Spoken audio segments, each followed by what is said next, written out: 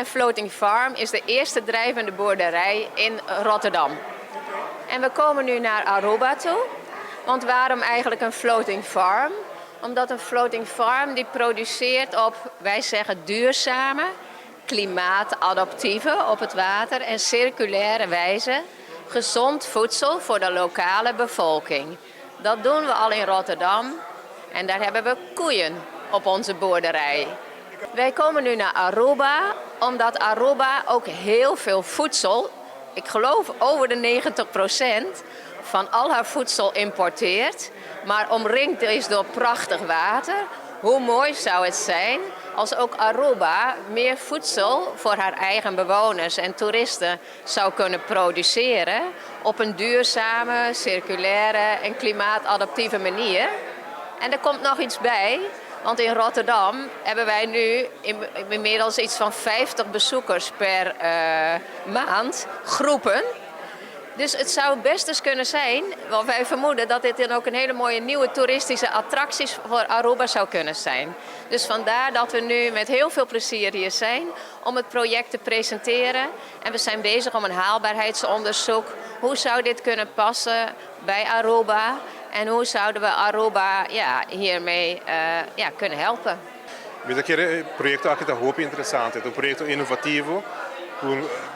Rond die mundo eigenlijk tá hora que podemos prometer com a bem na existência e me querer para Aruba é super importante para sobre projeto na China tá poner pensar out of the box então para nós crescendo o sector pouco mais projeto na com de hydroponics por exemplo que é succesvol e a pergunta tá eigenlijk com outro e que com mais nos porrasse. Então, não necessariamente nós precisamos chegar e copy-paste algo para trás e pôr aqui, não. Mas nós vamos começar a discussão de o que por trás e eigenlijk está papel junto com os stakeholders e opções. Então, eu queria dizer que é a oportunidade de hoje. Ora, eu comecei na Santa Rosa, eu tenho cunuqueiro, que mencionei isso aqui, de 5 anos passado. Que ainda estava o senhor Romulo Herman, que avisa se nós queremos desenvolver a Aruba Sina, nós também temos caminho mais para criar bestia e ribalar manos lo mesmo assim. Então sempre se queda de meu backmind e ora como eu que projeto aqui na Holanda, me acorda riba je. Dus ela me está contento e me está agradecido também na minister Arens e governo para dar nossa oportunidade também de pôr a tresenang para não pormir um feasibility study para Aruba.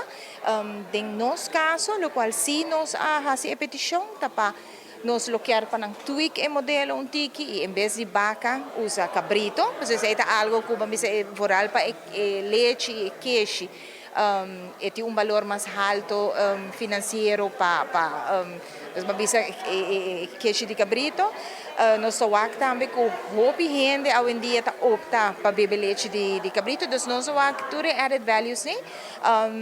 Hoje mais nós temos session caminha na lo apresentar que o modelo tá how in e durante esse manque nós lo bezig com diferentes reuniões e também nós lo visitar, vamos possível localidade que se essa aqui wordt realizar onde ele por alugar.